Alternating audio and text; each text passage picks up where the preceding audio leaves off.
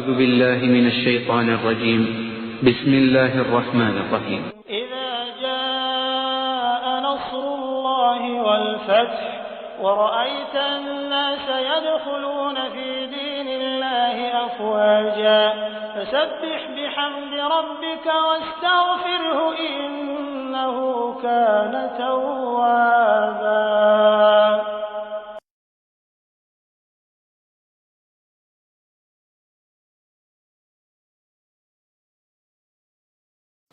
اب اللہ کی سنت کیا ہے ہجرت کے بعد؟ بولیے.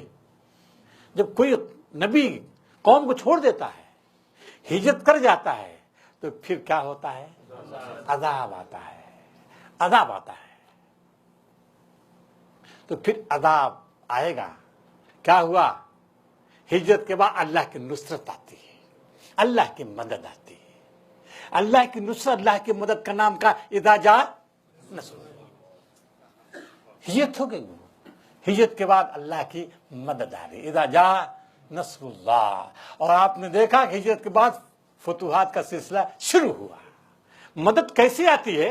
یوں ہی نہیں آتی، یوں ہی نہیں آتی، بلکہ میدان عمل میں اترنا پڑتا ہے. میدان عمل اترے، آپ نے دیکھا، اور پھر فتوحات کا سلسلہ جاری ہو. اللہ کی نصرت آئی، اللہ کی تائید آئی.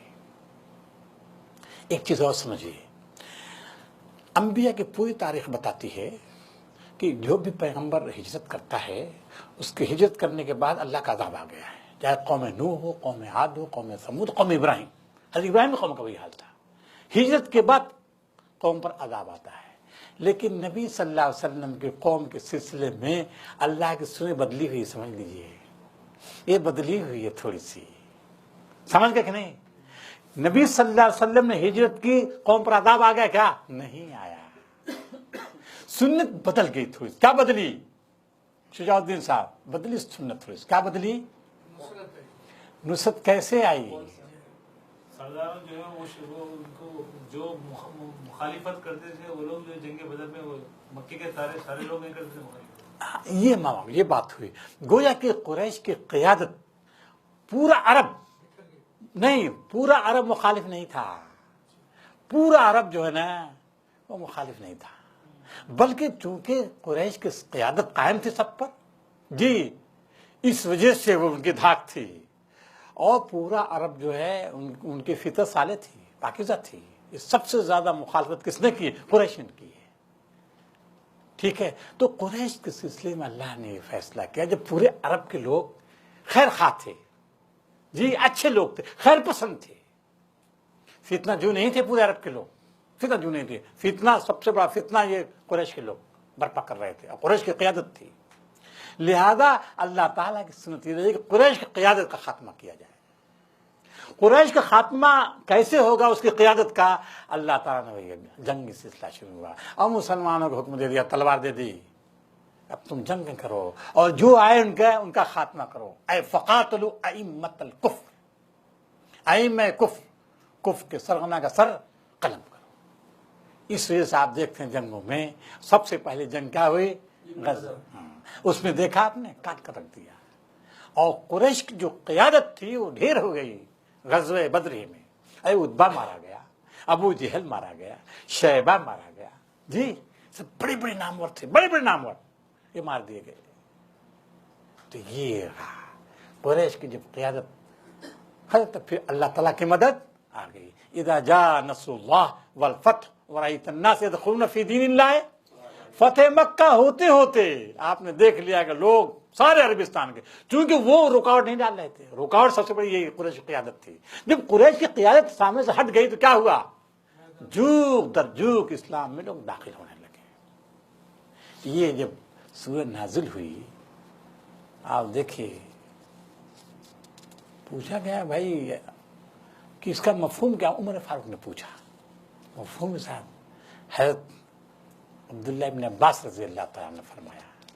سوچے کہ اس میں اشارہ ہے کدھر؟ ہاں، نبی سے وفات کی جانب اشارہ آ گیا کہ جب جوک در جوک لوگ اسلام میں داخل ہونے لگیں گے پھر اب نبی کی ضرورت نہیں رہے گی. بولی ہے کہ نہیں؟ جب فسبح بحمد ربک واستغفرہ انہ کان توابا ہے، جب مشن ختم ہو گیا، فَإِذَا فَرَغْتَ وَإِلَىٰ رَبِّكَ، ہاں تو رب تو جانا ہوگا، کیونکہ نبی کی مشن کیا ہے؟ دعوت و تبلیغ۔ تبلیغ جو ہے کمال، الیوم اکملت لکم دینک جب ہو گیا، اب نبی کی کوئی ضرورت نہیں ہے۔ نقطہ انہوں نے نکالا اور صحیح نکالا۔ ابو بکر، عمر فاروق نے بھی تائید کی تھی، ابو صدیق نے بھی تائید کی تھی، ہاں بالکل صحیح ہے، اور رو پڑے تھے، ابو بکر صدیق رو پڑے تھے کہ ابھی نبی صلی اللہ علیہ وسلم، اور لوگ تو بہت خوش ہو رہے تھے نا، دیکھیے بشارت ہے اس میں، خوش ہو رہے تھے، لیکن ابو بکر صدیق رو رہے تھے۔ کیوں کہ اب جو ہے وقت آ گیا وصال کا، اب جو ہے نبی صلی اللہ علیہ وسلم نہیں رہیں گے، اٹھا لیے جائیں گے، کیونکہ نبی جو ہے، نبی اس وقت رہتا ہے جب کشمکش، جی جب غالب ہو گیا اور لوگ دین میں داخل ہونے لگے، اب نبی کی ضرورت نہیں ہے۔ اسی سے یہ بھی سمجھ لیجئے کہ جب آخر میں جب سب کے سب مسلمان ہو جائیں گے آخر وقت قیامت سے پہلے، بولیے آپ نے پڑھا ہوگا نا قیامت سے پہلے کیا ہوگا؟ سب مسلمان جب ہو گئے، سب ساری دنیا، تب پھر دنیا کی ضرورت نہیں رہی۔ آپ سوچے شکایت، اب دنیا کی ضرورت کیا رہی؟ اب دنیا ضرورت نہیں رہی، جب سب نیک ہو گئے اب دنیا ضرورت نہیں۔ بولیے اب قیامت آنی ہے، آپ یہ سمجھ لیجیے۔ اس وجہ سے اس دنیا میں جو ہے کب تک حق و باطل برپا رہے گا، ہے کہ نہیں؟ جب تک یہ قیام وہ برپا رہے گا حق و باطل، جب تک قیامت نہیں آئے گی۔